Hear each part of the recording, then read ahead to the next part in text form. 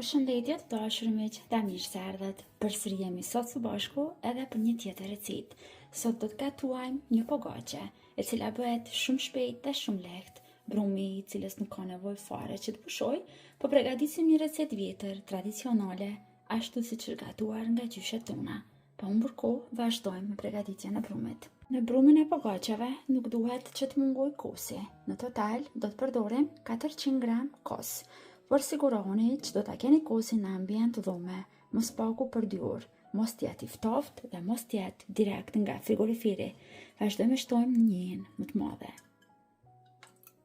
Në recetën e kësaj pogaçe, brenda tek brumi do të shtojmë një vezë të plotë. Gjithashtu shtojmë edhe vaj ulliri, 2 deri në 3 lugë gjelle, jo më shumë. Dhe tani me tel kuzhine vazhdojmë dhe përzijemi mirë, derisa të sigurohemi që njëherë këto përbërës do të lidhen dhe do të bëhen bashkë. Tani brenda te brumi i pogaçes shtojmë soda bikarbona. Në total do të përdorim një lugë të mesme me sodë bikarboni. Vazhdojmë shtojmë krypën, por do të bëjmë kujdes, nuk do të shtojmë shumë kryp, por vetëm një lugë të vogël çaj, sepse në brumin e kësaj pogaçe do të shtojmë edhe djathë dhe duhet të bëjmë kujdes që mos ta bëjmë shumë të njelmt. Dhe tani vazhdojmë që ta shtojmë mielin, se në çdo video recetë, edhe në këtë recetë do t'ju them që të bëni kujdes me mielin. Mielin do ta shtoni pak nga pak dhe duke e kontrolluar, sepse gjithmonë ndryshon sasia e miellit në brum. Varet nga marka e miellit që po e përdorni, nga masia e vezës, nga kosi, nga gjithçka tjetër. Dikun preferisht do t'ju duhen 700 gram, por do ta kontrollojmë derisa të formohet një brum i mirë.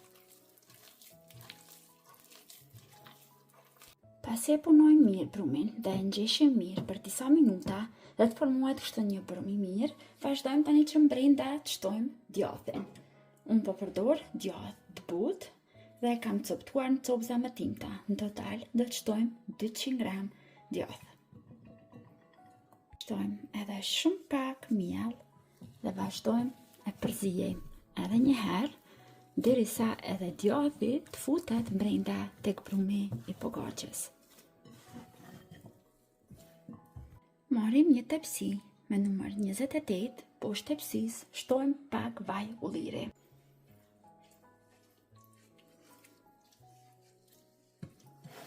E shtrojmë tani këtu brumin e pogaçes. I shtojmë edhe sipër pak vaj ulliri dhe tani me ndihmën e vajit vazhdojmë shtypim me duar dhe e shtrojmë duke ia dhënë formën e tepsisë. Dhe kështu pogaçen e përgatitur, vazhdojmë që ta pjekim në furrë të parangrohur mirë në 220 gradë, dikon preferisht 20 minuta, derisa të sigurohemi që ka marrë një ngjyrë të bukur të kuqëram të sipër dhe është pjekur edhe nga ana e poshtme. Dhe të dashur miq, pogaça është pjekur, është gati, është fale nxehtë, por mund ta vreni që sa e butë që ka mbetur. Presim që të stufat dikon 5 deri në 7 minuta, sa të vonë që ta largojmë nga tepsia dhe ta shërbejmë për një mëngjes drekë ose darkë me familje.